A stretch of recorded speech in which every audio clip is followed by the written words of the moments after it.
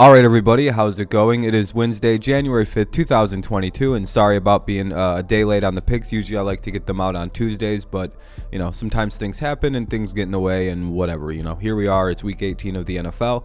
We did very good last week. We went 13-3, which was pretty good. We had to make a couple changes when we seen the final rosters. We'll be doing that again this Saturday when we do our previewing week 18 of the NFL, so that way we kind of know who...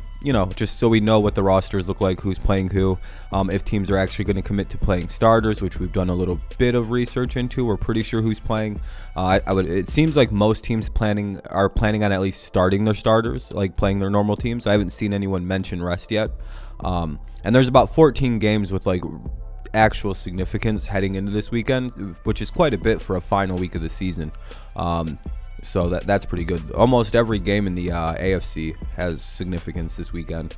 So, because it seems like if a couple teams lose, even a team like the Patriots could go from the 5 to the 1 seed. It's pretty crazy to think about. But yeah, we're 162, 93, and 1 overall. We're hoping to get less than 7 wrong so we can avoid 100 losses this season. So let's keep our fingers crossed, and hopefully we have a really good week. Let's hop into Saturday football to start it off. I was kind of predicting it would be the Chiefs and the Cowboys games that would be Saturday's games, and we were pretty much dead on. At 4:30 p.m. Eastern Standard Time, the Kansas City Chiefs will play the Denver Broncos. Chiefs are 10.5-point favorites with an over-under of 44, and due to the fact that the number 1 seed in the AFC is still on the line, we can imagine the Chiefs are going to play their starters, come into this game expecting to win, treat this game kind of like a mini playoff game, knowing that the grand prize of this is ultimately getting the 1 seed. They're in one of the situations where as long as they win, and I think if the Titans lose, or if they just win, I think they can win the 1 seed. So it's one of those things where they have to win this game. And then when you look at Denver, we still aren't really sure who's all going to come back from all the COVID situations, the injuries that they have. We don't know what the quarterback situation is really looking like. And, the Broncos, to me, feel like they're one of those teams that if they had a good quarterback, they'd be one of the better teams in the AFC. But like right now, they just don't have the quarterback to back up what is a really good defense. You can go look up stats with the Broncos defense where a team will play them and score like 16 points, and then the following week they'll score like 30 plus sometimes. It's even as so pronounced as like it happened with the Lions. They played the Broncos, then blew out the Cardinals. It's a very odd thing with the Broncos. They're a quarterback away, and I think that's what ultimately prevents them from being able to host this upset and get an upset of the Chiefs. A little bit better quarterback. This is probably a prime upset pick, but not this week. Quarterback situation and all the random players out. It's confusing with Denver. Then we can move on to the 8:15 p.m. Eastern Standard game. Mike McCarthy's already stated that they're not resting starters in Dallas. I think seeding matters to them. We know that the Packers have locked up the 1 seed, so it's kind of just a fight for pride, I guess, in this one. And plus, the Eagles are in the playoffs too. It's one of those things where both teams have clinched the playoffs. And it's just like, well, what do we...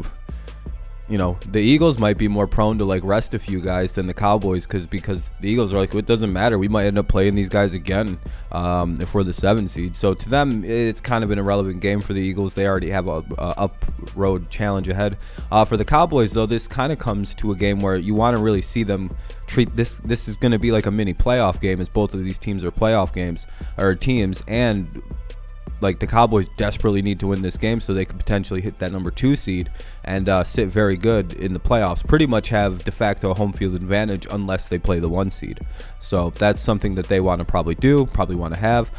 We could imagine the Eagles might play their starters a little bit. I haven't really seen anything about that, just to kind of maybe ruin the chance for the Cowboys to have a de facto home field advantage and, maybe eliminate the chance of having to play them in the first round of the playoffs.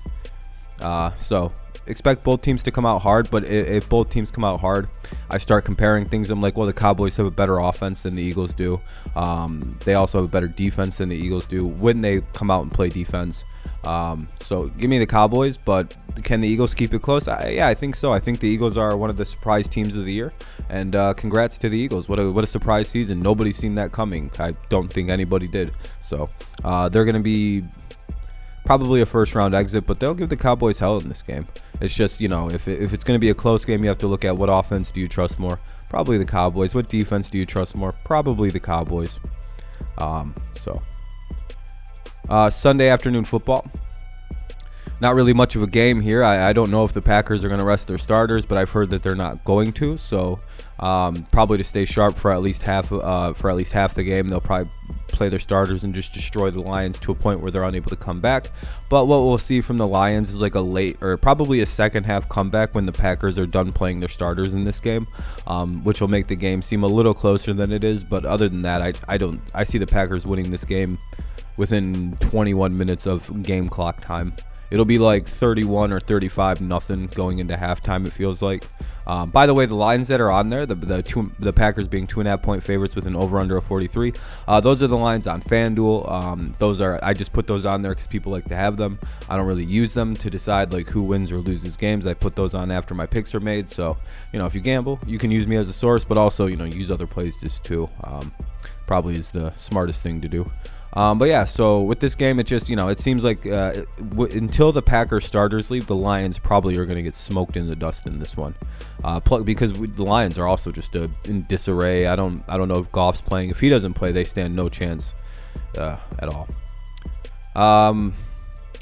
Here's a game that might be closer than everybody thinks it's going to be, and I'm probably going to regret not picking the Jaguars to get an upset in this one. Because I know that the Colts haven't won in Jacksonville since 2014. Whether that be a combination of London games or in Jacksonville, they haven't won versus the Jaguars since 2014, where the Jaguars are the home team versus the Colts. Despite that, the Colts are 15.5-point favorites with an over-under of 44. I have the Colts winning because they should, right? They're fundamentally just a way better team. Like they play offense better, they play defense better, they are coached better. I mean, every position is pretty much better on the Colts. But for some reason, the Colts seem to have this curse down in Jacksonville where they can't win games. So keep that in mind in this game, but it shouldn't be close. Who gives a shit game? Washington plays the Giants. I have the football team winning 20-14. Also, by the way, the Washington football team will announce its new name on February 2nd. What do you think that'll be? Leave your thoughts down below. Leave your team ideas. They have like a list of finalists that for some reason Red Wolves and Red Tails didn't make it, but that's whatever. But what do you think down below? Leave your picks down below as well. All that good stuff. I'll be sure to comment back to you as soon as I can. Yeah, make sure you leave your picks down below. I'm saying that in the middle of the video because it's more important than talking about that game. Another who gives a shit game by two teams who can't make the playoffs. These are the games that have no consequence. I don't really want to spend a lot of time on. So this chunk of games right here, it's like who gives a shit. I got the Vikings beating the Bears though. For anyone who's interested in learning that. Sunday afternoon football. Texans have been playing a lot better football lately, so they might actually stick around in this game. But ultimately, the Titans do play the Texans down in Houston. Kind of like a tense rivalry game as one team exists because the other got stolen from Houston.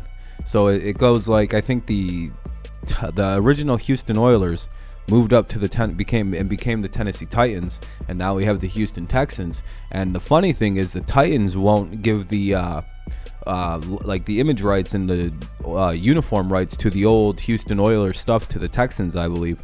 So that's quite the thing to do to a division rival that you stole the team from. You also won't let them use their old the old Houston Oilers likeness, which is very petty. I quite appreciate that by the Titans, but probably should give those back. That's the level of insight I have into this game. I have the Titans winning 26-16. As long as the Titans defense plays like it did against Miami, it should be able to shut down the Texans' very limited offense. Davis Mills is an impressive young rookie. He should be a pretty good quarterback to build around, but as long as the Titans pass rush and plays the way it did, the rush defense plays the way it did, kind of just plays very swarmy, kind of playoff level, kind of playoff atmosphere type thing, they should be able to win this. And I believe if they outright win, regardless of what Kansas City does, I think they become the 1 seed. So I don't know. That's all confusing, and I still haven't seen the playoff scenarios for week 18, so I'll have to look at that. But I believe that's how that works. Even if they're both 12-5, I believe the Titans would go above them. I believe anyway. Here's a really good game. Actually, one of the games that could mean a lot if the Chargers aren't able to beat the Raiders, and I think if like one other thing happens, if the Colts lose and if the Raiders lose, or if the Colts and Chargers lose, I believe one of these two can sneak into the playoffs. The winner of this game could wind up sneaking into the playoffs, and the Raiders would as well. Isn't that it's a trippy thing that could happen this weekend? But anyway, the Pittsburgh Steelers play the Baltimore Ravens. The Ravens are 5.5-point favorites with an over/under of 42. When you see the little stars, the asterisks, I have trouble with that word.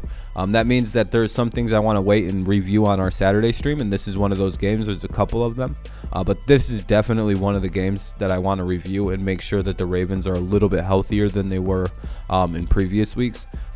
Because if they don't have Lamar Jackson, they'll lose this game to the Steelers. But I think he was almost cleared to play last week, and I think if he's close, he's going to be able to go this week, and that's kind of what I'm going on. So I like Lamar to win this game.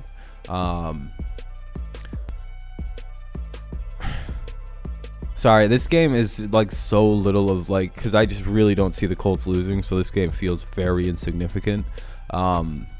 Basically, I don't know. The Ravens are the home team. They're very similar teams in terms of like just injuries and just playing weirdly poor, and I don't know. I'll just go with the home team. Well, the Bengals are playing the poverty Browns. Poor Browns. What a weird season. The Bengals are 3-point favorites with an over/under of 41. I have this asterisk because I don't know if the Bengals are going to be playing their starters, with the idea of they could get the 1 seed if a bunch of crazy shit like the Chiefs have to lose, the Texans, Bills, Patriots, like everybody has to lose, and which is a possibility. All of those teams could lose games, and the Bengals could be the 1 seed. But I think I just really don't know if the Bengals are playing anybody. I haven't seen anything. I would assume they are. I don't really see them as like a resting team, so that's why I made the assumption on here. Plus the Browns, I think they're shutting down a number of players. Like Baker's shut down. I don't know who else will be shut down by Saturday. So right now I'm going with the Bengals over the Browns 24-17. I don't really think the Bengals or the Browns are going to be putting much effort into this game. They may be trying to like spoil something and make the Bengals seeding worse, but I mean, at worst they'll be the 4 seed. So not a lot to play for here if you're the Browns. And plus I think they're shutting down a few guys, and that's their season ended last week. So Bengals also, the Bengals could actually come out of this game like hellfire, knowing that, hey, if we win and go 11-6, we could actually leapfrog to the 1st seed. So Bengals do have a reason to play their guys and try to win. So that's the 1 o'clock game. Sorry, there's just some games there's just not a lot to say. This is actually a very good game though. This is my upset pick of the week. I think I have another upset pick of the week. I have 2 of them this week. This is definitely one of them. The San Francisco 49ers will head to LA to play the Rams. The Rams are 4-point favorites with an over/under of 44.5. This is a seeding game for the NFC, so very low game of consequence. They could lose this, and they may have to be the 2 or the 3 seed, but it doesn't. Oh shit! Yeah, it does actually matter quite a bit. I forgot they haven't clinched the NFC West. I apologize. So yeah, this is a very important game for the Rams. This is the division clinching game because their opponents, I believe, have the Seattle Seahawks. So watch for the Rams to come out like this is going to have to be treated like a playoff game by all parties involved. For the 49ers, a win means they clinch a playoff spot, and it's kind of like one of those things where it's like, well, you got to win because if a few other things happen, then you may not wind up in the playoffs. Whereas the Rams, they've already clinched their playoff spot, but a division title in one of the top 4 seeds would look a lot better than a wild card run, especially when you have this super expensive, well put together team. The problem here is it seems that Kyle Shanahan, despite the talent gap between the Rams and the 49ers over the years, has the number of the has Sean McVay's number. He just beats him. I don't know what it is. It seems Shanahan fundamentally understands everything about Sean McVay's coaching style, the strategies he uses, the way he uses players, because it seems like the Rams just aren't able to stop the 49ers. I believe the Rams were the team that the 49ers beat to start their hot streak, where they just started beating the hell out of people all of a sudden. So Because of that, I have to go with the 49ers in an upset based on coaching history, the way that the 49ers play the Rams, and the way that the teams feel right now. The 49ers are like white hot, and the Rams feel like they're bumbling around. I know they've been winning games, but it hasn't been pretty. Whereas the 49ers feel like a monstrous football team at times. So I'll go with them. Yeah, this is another one where you have to wonder how I should have put an asterisk on it, because I don't know if the Bucs are going to play their starters. I don't know if they're going to use this as like a bye week to kind of get their guys, a much older team, a few days off. But I'm going with the assumption of at least a half. And I'd imagine the Bucs can put up quite a bit of damage in the first half and win the game and then ride off of it. But this is one I should probably review on Saturday. I just don't know if the Panthers really, they just have looked dead in the water the last few weeks. The quarterback situation is really, really ugly. The line's ugly. They're not really scoring points. They're just significant points anyway. You know what I mean? It's just, it's crazy to think that the Panthers started 3-0. But yeah, I see the Bucs winning this game, even if the Bucs backups play the entire thing. I may rethink that, but this should be a pretty fun game. The Seattle Seahawks play the Arizona Cardinals. The Cardinals are 6.5-point favorites with an over-under of 48. The Seahawks come off a beatdown of the Detroit Lions. Cardinals finally get a win over the Cowboys and kind of get over that hump. They can still win the division should they win and the Rams lose. But the Rams, as long as the Rams win, I think they win the division. Doesn't matter what the Cardinals do here. But I see them winning. Yeah, the Seattle looked pretty good against the Lions, but there were moments where if the Lions weren't on the practice squad of the practice squad players, one has to wonder if that game doesn't go the Detroit's favor, because they were just kind of bombing things out against the ninth stringers, the guys who they just called 3 weeks ago to give them an NFL career. That was kind of one of those things where it's yeah, of course Seattle won. They have a very good quarterback and good receiving core against the dog shit secondary. Whereas the Cardinals should be able to kind of slow down that passing attack quite a bit, put some really good pressure on Russell Wilson, which the Lions just were not able to do, despite the Seahawks' bad O-line. Yeah, so it's Seattle's running into a much different situation. A Cardinals team that's pretty healthy, playing much better since last week. So that means they're in the right direction. They're kind of got momentum on their side. Plus, Seattle's defense did give up 24 points, and I don't know, to let Tim Boyle at times look pretty proficient, that's not good. Kyler Murray should be able to come out there and kind of smack him up a little bit. So, give me the Cardinals in a pretty convincing fashion, 33-23. I got the Patriots beating the Dolphins. We know the Patriots won't rest their starters. The Patriots are going to want revenge for a horseshit game one. Patriots are 7-point favorites with an over-under of 40.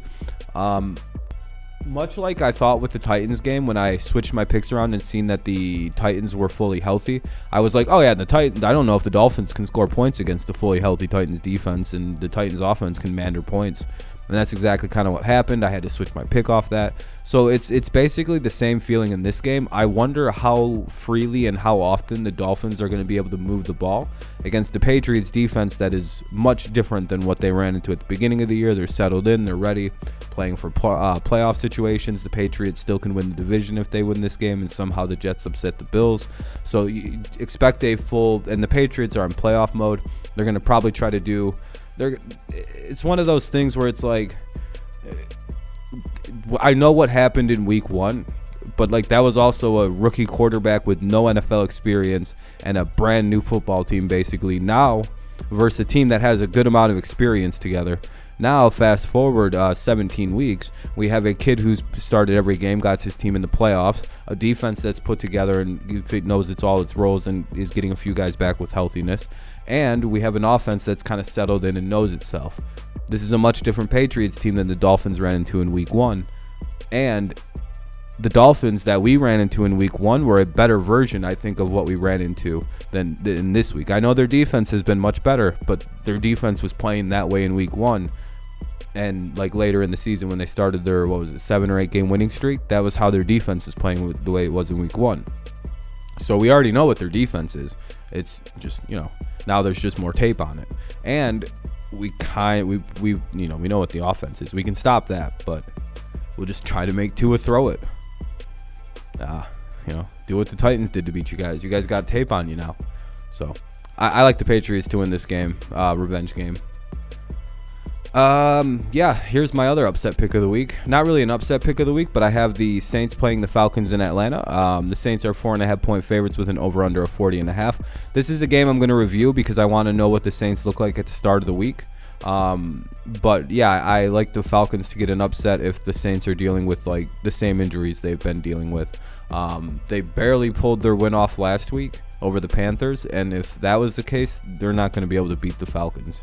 That just feels kind of like one of those things where it's like, yeah, the Saints can manage to beat like a really bad team, but like the Falcons are like an average team to like almost figuring it out team. Like they just need to really work on their secondary, and like, yeah, Falcons can shut down a single dimension team. The Saints cannot pass the football.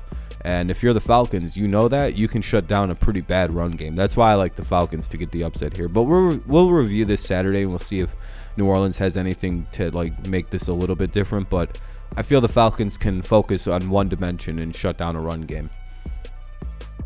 That's been my major thing with the Falcons, by the way. If you're one-dimensional, they'll beat you. But if you have a two-dimensional offense, you can beat the Falcons like senseless. It's a very it's night and day what happens. And then I have the Bills beating the Jets. Could an upset happen? Maybe. Would it be hilarious? Yes, it would be. It would actually be one of my favorite things to happen because it would hand the Patriots the division. So I could see the Jets because of their New York alliance here with the damn Bills, and both of them being, well, I guess technically one of them is a Jersey team, so whatever. They're filthy little alliance, and they could give the Bills the win. I think that's going to happen just so the Patriots don't win the division, but either way, I think the Bills should win this game as long as their defense doesn't like shit the bed and the Bills offense doesn't just drop the ball entirely for whatever reason. They should win this quite handily, unless they choke, which I don't know. Almost seems like they did that against the Falcons, but looked like it in the first half, not gonna lie. But then they won the game. So anyway, it's Sunday night. Is that it? Oh yeah, the best game of the week. Yeah, all right, that's the 4 o'clock games. As you can tell, I just don't have a lot to say about some of them games. They're so bad, dude. There's like so many yeah, but they're also this game matters, but it's like one of the good teams playing one of the worst teams in the division. And one of the things that makes this week so hard is like these are all division games, and division games for me are the hardest things to pick out. Like there's just like this weird thing in my head where I'm like, I'm so bad at division games. I always do very bad the last week of the season, by the way. This is a game with an asterisk. I want to see what both teams look like. So there's going to be like 8 games I have to re-review. But right now, as everything stands, I like the Raiders to get an upset in a similar way, or to get a win in a similar way that they did last week. One of the things that I just really do not like about the Chargers is it's something I've seen from them kind of consistently. It's like late first half and late gameplay. It just seems a little bit off. Like their offense is really good in those situations, and that's a positive. But their defense seems to be very shaky late game. You can kind of score on them late. You can kind of put points up against them late. They may get a timely turnover every so often, but I wonder how many of those losses are due to allowing points late in the first, at the end of the first half, or at the end of games, like in late, last 3 minutes of either situation, and the last 3 minutes of the half, or last 3 minutes of the game, or even the last quarter of the game. I wonder how many times they've blown fourth quarter leads, or just kind of had fourth quarter let the other team come back, and just becomes a lot closer than it should. And the Raiders are pretty good at those situations. They'll come back into games. They never count themselves out. The Raiders are playing really weird football where they'll, I don't know.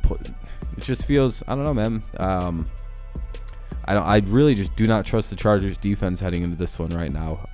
I feel like the Raiders could take advantage of a hit and miss defense, I guess is the word I'm looking for. Especially at home. Noise advantage. Sneak into, try and end the Chargers season as it stands. It's kind of what I'm thinking. I don't know. I guess it's an upset pick, though. This is my other upset pick. Yep, there's my picks record. All right.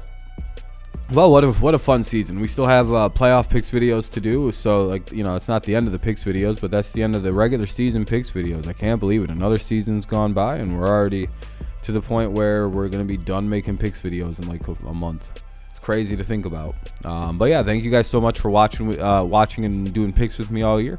Make sure you post your overall pick'em record in your with your picks records to see who has a better record heading into week 18, to see who, if it's a big week or if like you've already won the competition, and congratulations are in order. But yeah, I went 162, 93, and 1 through the first 17 weeks. Hopefully you had a pretty good record too at 63.5%. Pretty great. It was a fun season. Thank you to everyone who subscribed, liked the videos, and watched the videos and left comments. I very much appreciate you. You helped with the channel growth and made everything pretty fun here, so I appreciate that. Hopefully next year we keep the hopefully during this year we can keep the growth, sustain the growth, keep it going, keep it popping, as we keep trying to make the channel bigger and bigger. Yeah.